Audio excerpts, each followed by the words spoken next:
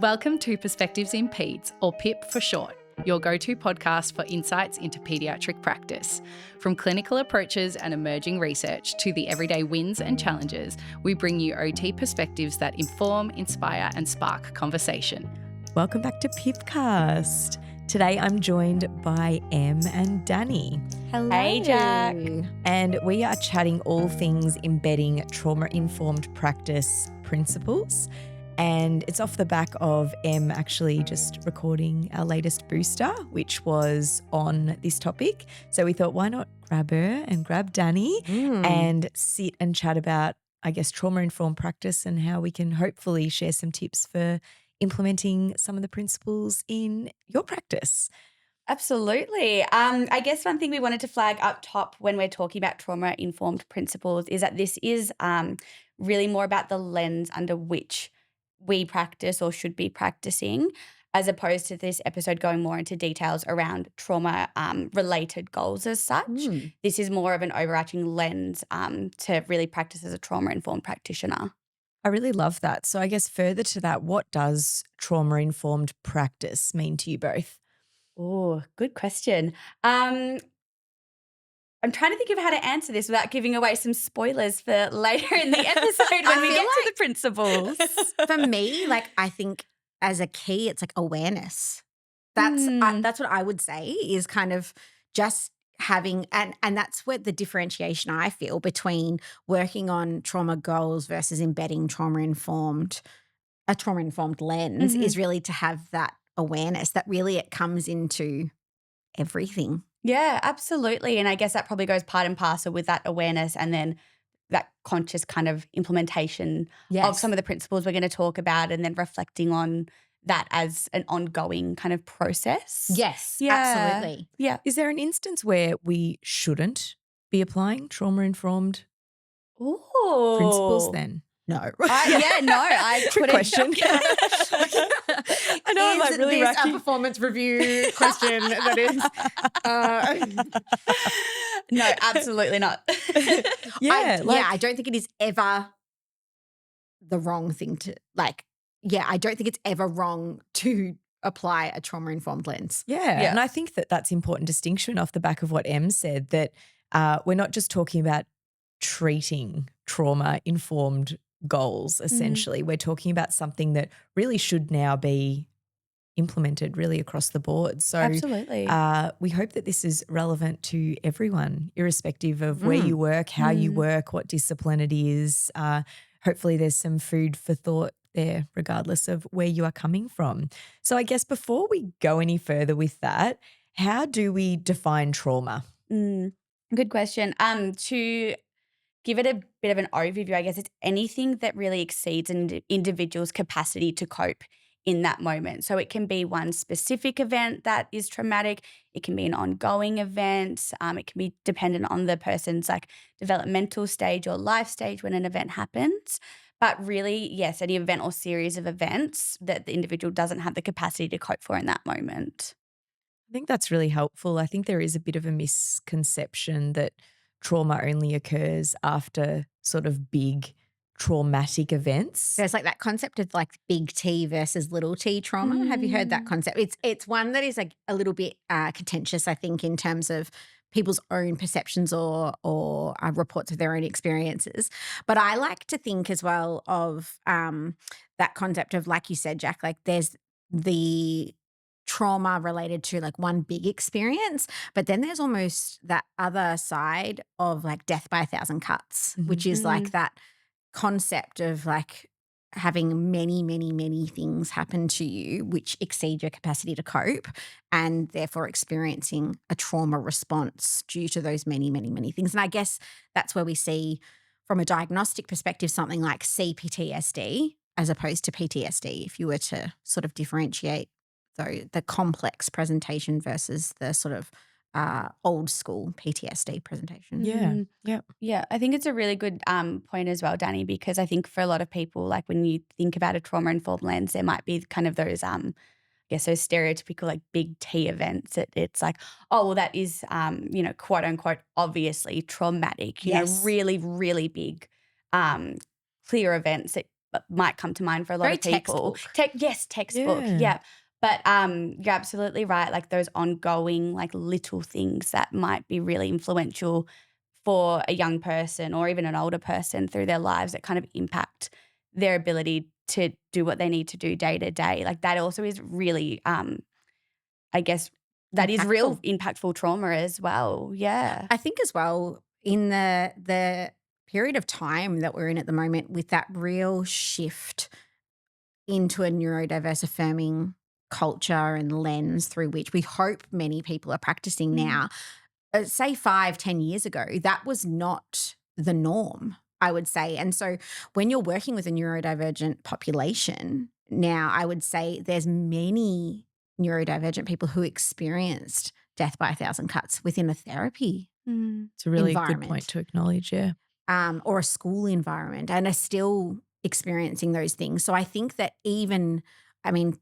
practicing through a trauma-informed lens has always been important, but I think it is so important now when we think about diagnostically, when we think about the shift from how we view disability as a society, and I also think from a funding perspective as well in terms of like the broader structures that we have around disability and how that can be impacting people from a trauma-based perspective as well. Yeah, I think it's safe to say off the back of what you just said then that we really should be considering that there's potentially unidentified or undisclosed trauma in a lot of the populations that we support, particularly in a pediatric setting. Absolutely. But also acknowledging that we work with the family unit and there's potentially multiple layers of trauma that we need to be aware of as well when we're talking about the people in the circle around the child as well. Yeah, absolutely.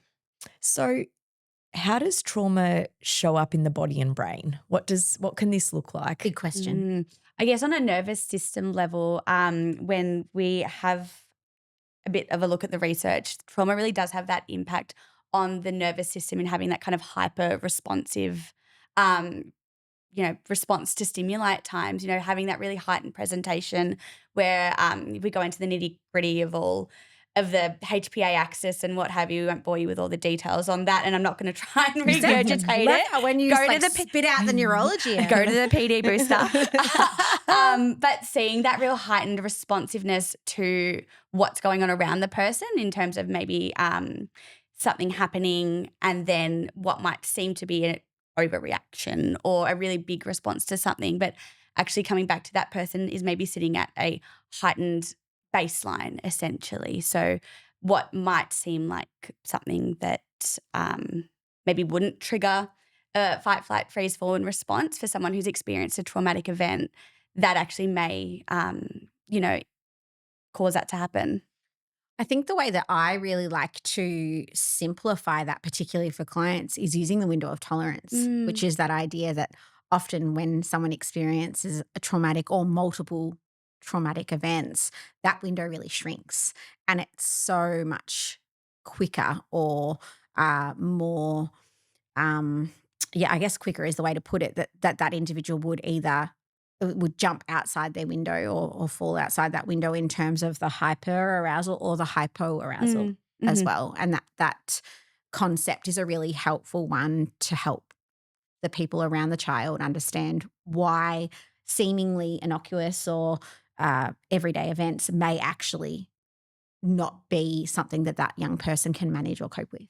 I think that's why it's so important that we talk about some of these principles because it may not present in a really obvious way. I think we also have this idea of how it can present within the therapy room for us or within families. But what are some of the ways that a child might present within therapy? Yeah. I know you mentioned, even fawning and things like that. How do we dive a bit deeper into that? Yeah, I think there's just probably initial things that come to mind, like those big explosive behaviors or meltdowns or that type of things. But there is also, the shutdown that can come along with it. Yeah. There's the fawning or the overcompliance response as well. It can look like a real range of things depending on the child and the situations that they've been through as well, and the thing that has triggered that trauma response for them as well in the setting. We've had so many different, when I think about different client presentations as well. Like I've had clients like hiding under chairs or under hoodies if they don't have a chair, or I've had clients who have done, I guess, a version of that fawning, which is like the over apologizing, asking for a lot of reassurance and seeking a lot of reassurance and connection in terms of, wanting to feel that sense of safety as well. And that looks different depending on the child. It could be an escalation and a real outward sort of heightened meltdown or aggressive response, but it can also be the hiding, or it can be the excessive reassurance seeking as well. So it really looks different depending on the child and their temperament Yes, as well. absolutely. Yeah. So should we wrap up the difference between trauma-informed practice and trauma-specific treatment, I suppose, before we jump into some guiding principles? So just to wrap it up, what is the line between the two? Well, trauma-informed practice is when you're operating under that understanding that, as we've said, anyone can have experienced a traumatic event. And in terms of how you're practicing, that is something you need to be consciously aware of and addressing, and being really mindful of the behaviors or how you're structuring your sessions, etc. Whereas I guess the trauma-led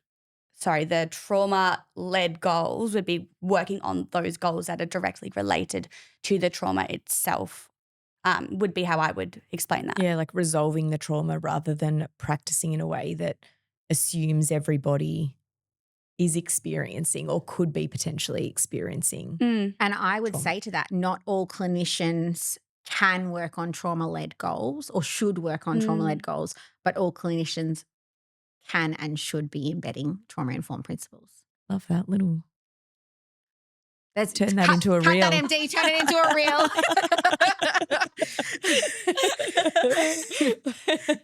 I feel like on the radio, we even when had they the get nice like, silence that's afterwards. it. It was like, that when was it's like good. on the radio when they cut those things and they use them as ads, use that as an ad. Yeah.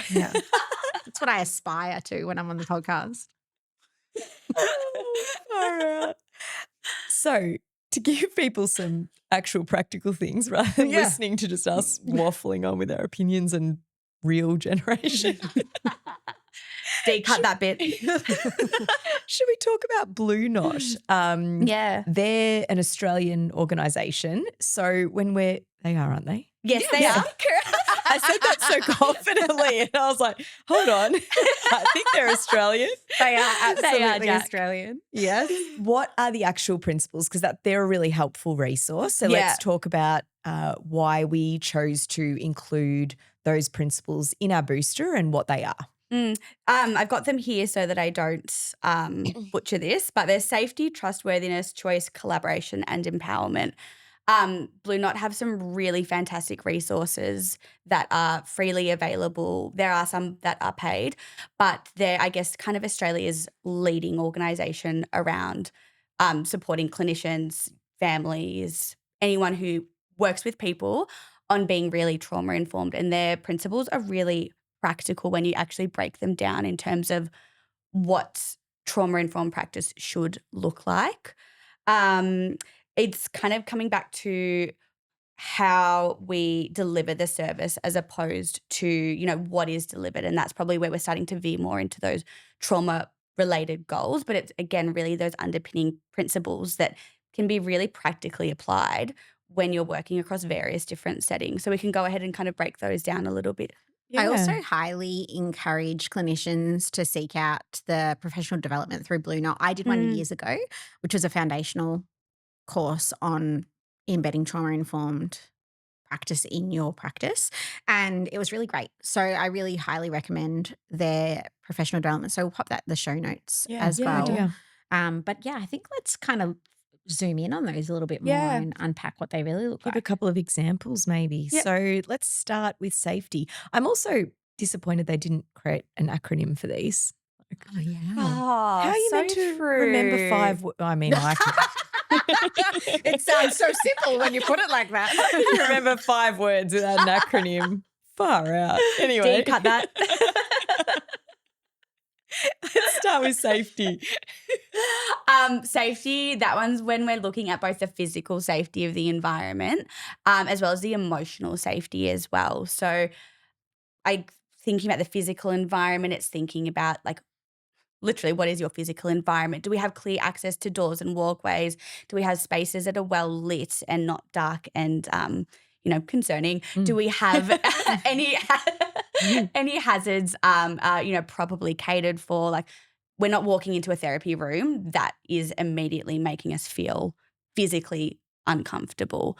Whereas when we flip to more emotional safety, that's when we're kind of thinking about how we're engaging with our clients, their families, hearing their emotions, having that collaborative relationship where we're actually listening to them, validating their experiences and offering our expert advice in a way that is still emotionally safe, and working in that lens. I think the important thing to remember as well is that safety particularly and many of the other Blue Knot concepts extend beyond the therapy room. So they extend to reception and they extend to admin and all of those people that are interacting with the family. It's not just something that stops at the clinician. And that's really, really important because the therapeutic experience begins as that client engages with the service for the first time. And so that's an important thing to remember is that when we are embedding a trauma-informed lens within our work, it shouldn't just be the clinicians or the therapists that are educated about that. It should be the team as an entirety, in their entirety. Great. That's a fantastic point. What about trustworthiness? I'm determined to come up with an acronym. It's like, what are you doing? She's beatboxing.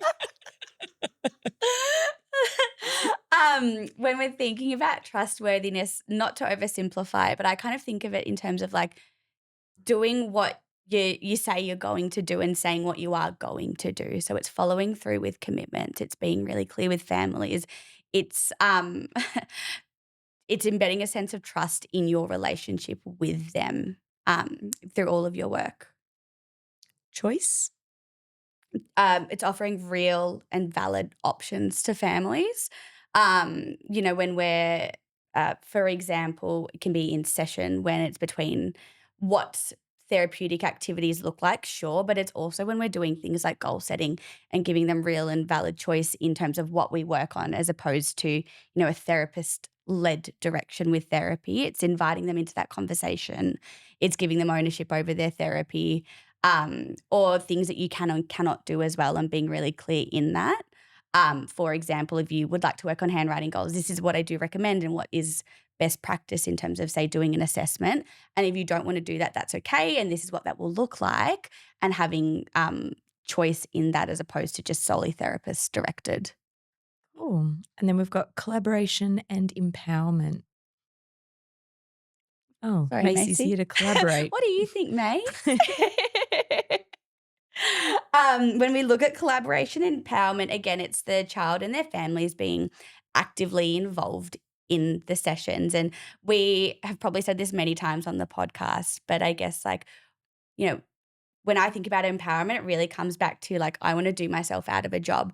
I want to tell you what I'm doing. I want to tell you why I'm doing it. I want to support you to do this in your own home if that's something that's feasible, so that you can also build your skills as well and not just feel like I'm the one who can do that.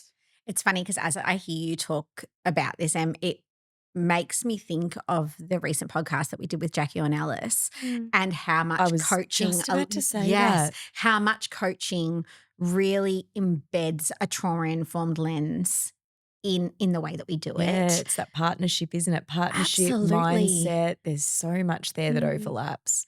It really is. And I think that relationship-based practice, which at the very core of what we do is embedding that safety through being like, yeah, we're a partnership, we're forming a relationship, and I'm a person that you can trust and collaborate with to feel safe. Yeah. And I think that coaching is a really great practice-based way that we can do that. Yeah.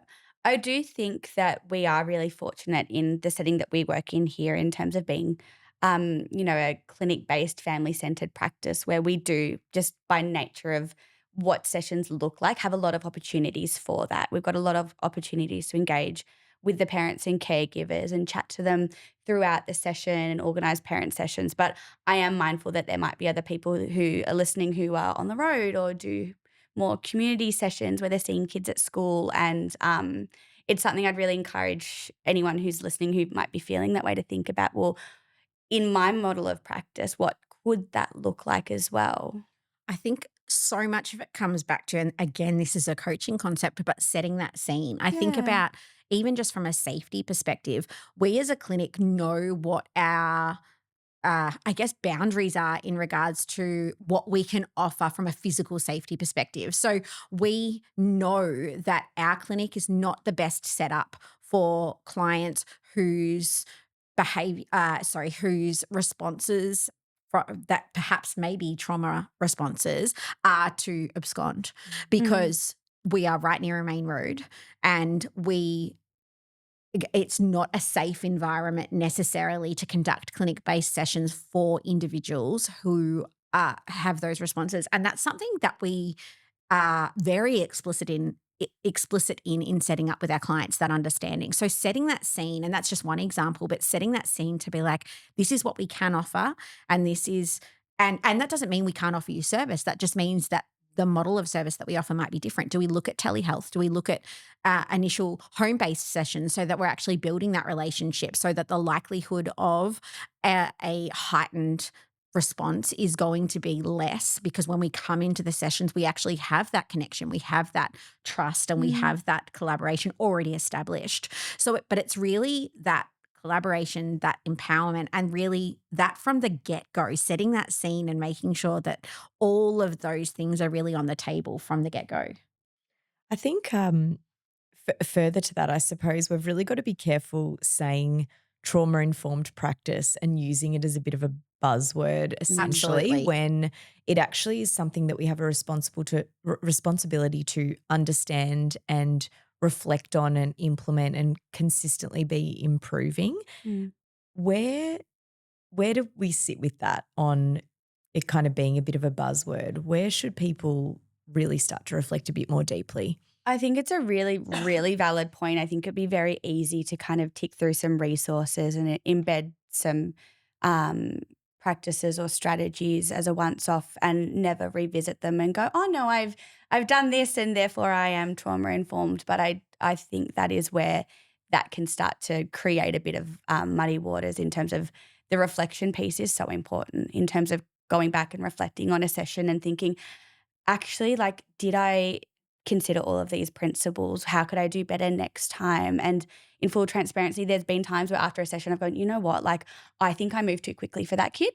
Or I don't know if the trust was fully there and we dove too quickly into that concept, and it makes sense why they shut down and they didn't want to do it, and I can do better next time. And I think the reflection piece is really critical within that. I think we're really lucky as OTs though, because that is something that is embedded so heavily from day dot in our degree is reflection, reflection, reflection. And I hated it as a uni student because I was like, and I am like literally the most reflective person you've ever met in your whole entire life, which is so funny.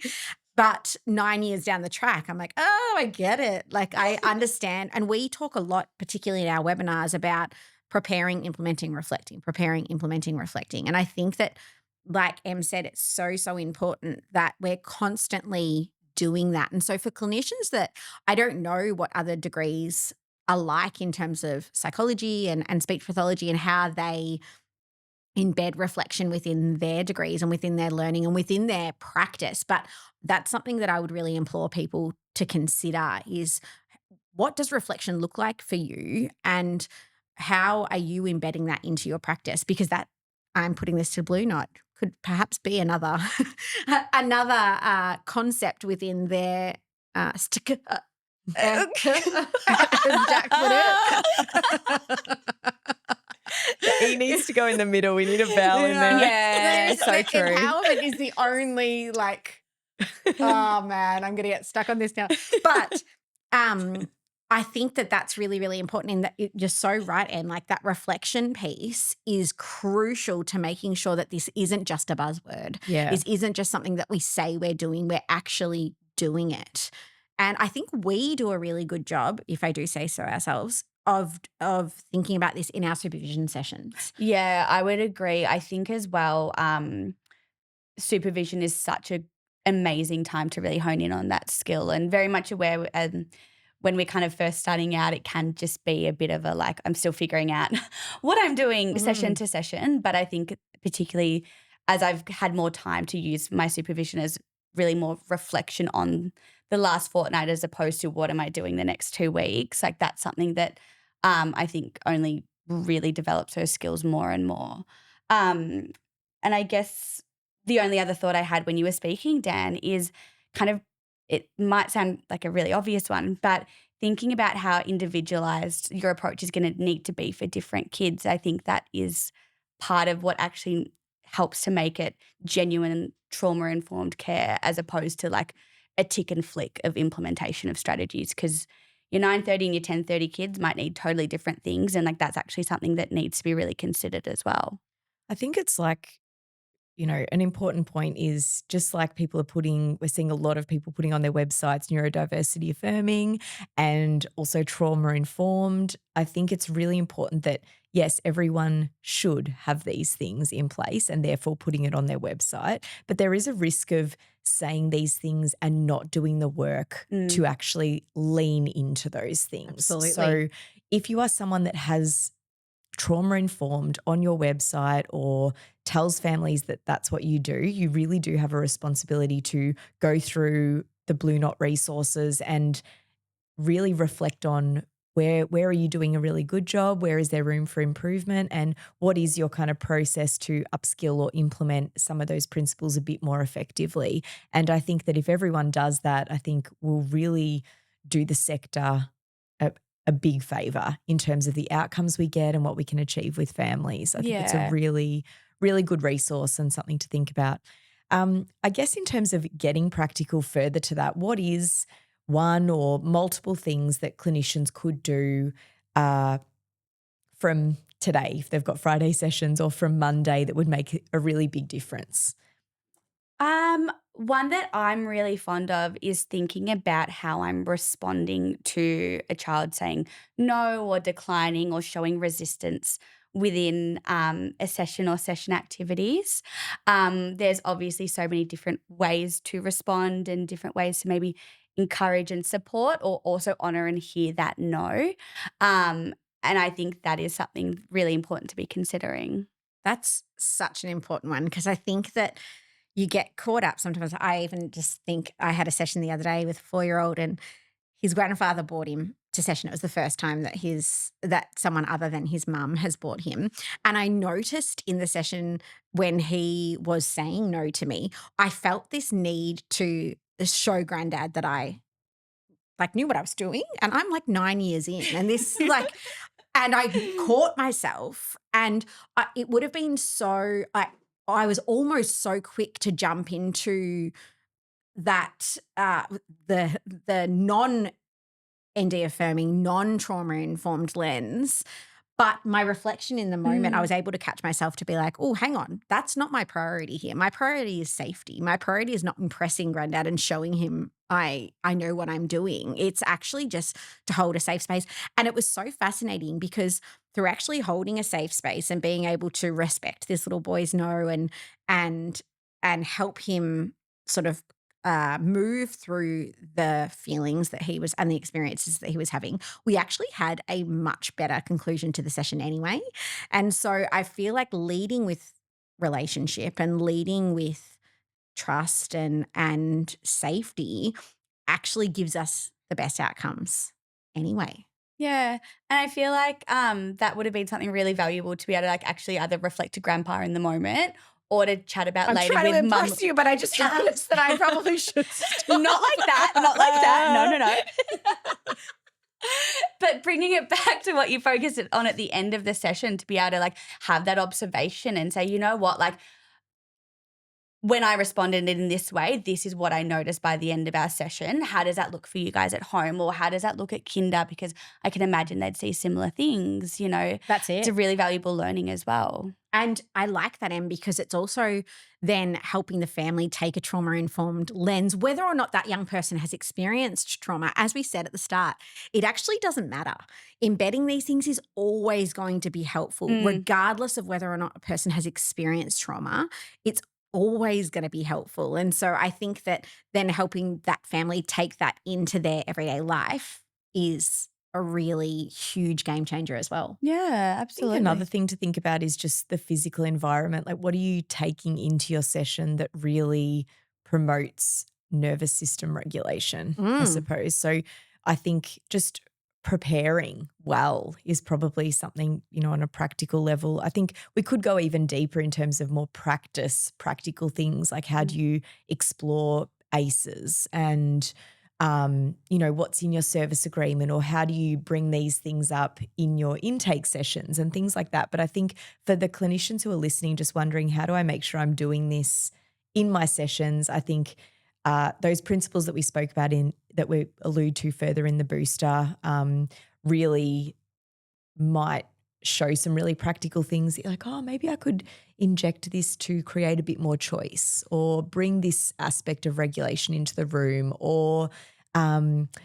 respect the no. You know, all of those kinds of things can be really practical and easy to do from now. I think off the back of that as well, Jack, I think in the past, I'm exposing so much of myself as a clinician now, but I think in the past, my preparation and nervous system regulation would have been like, what sensory tools can I bring in? How can I really, like, what's sort of environmental or structured activities, or not necessarily structured, but really planned activities can I bring in to enable regulation in this room? Whereas now it's like, okay, how can I co-regulate in this space? What am I bringing in as a clinician myself, and as an individual and as a person myself in this moment, to be able to enable co-regulation in this space so that this person feels, or these people, including the caregivers and the other people in the space, feel as safe as possible to experience what they need to experience in this therapeutic space. It's another buzzword, isn't it? Child-led, but it's actually Yes. true. It's a tuning into what the child is showing us, telling us, demonstrating, so that we can actually be a bit more flexible and responsive. Like, it's our job as clinicians to be agile to the environment and be able to explain that to the family and why, because it can be really nerve-wracking going in, especially earlier on in your career when you've got an agenda and you need to get your activities done or whatever. But so it's hard to flip and be responsive in a way that the family can appreciate, because it's a tension there, isn't it? The other thing I've been talking a lot to families about is that concept of like, you could push all day long to get through your agenda and to get through your 6 activities that you've got on your therapy plan. But at the end of the day, is that child learning anything? Yeah, for what purpose? Exactly. If you're flipping them outside of their window of tolerance straight off the bat, like, yeah, you might tick everything off your list, but have they actually learnt anything? Have they actually taken anything from the session? So if we're not actually meeting them where they're at, creating a safe, trustworthy, and empowered space for them to be in, is that therapy session even worth it? And will they feel comfortable and happy to come back and even see you next time? That's it. Yeah. Exactly right. So All right, let's wrap it up with a few little quick fires. So, what is one word to describe how trauma-informed session should feel for a child? Safe. you stole That's why I got in quick. Empowering. Love that. What's a trauma-informed practice myth you'd love to bust?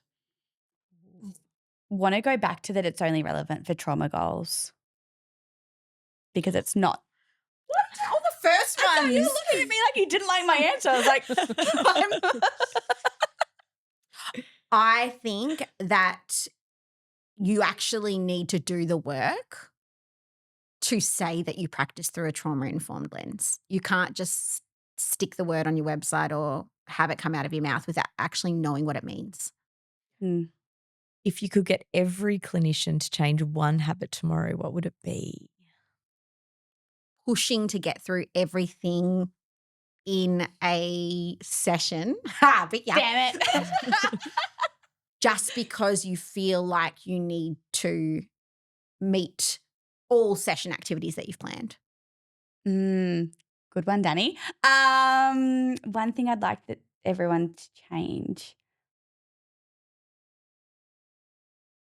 Oh, I'm really stuck on this one. I don't know if I can pin it down to just one thing. And I don't want this to sound like a cop-out answer, but like it really is about like all of those principles, but like what does this client need?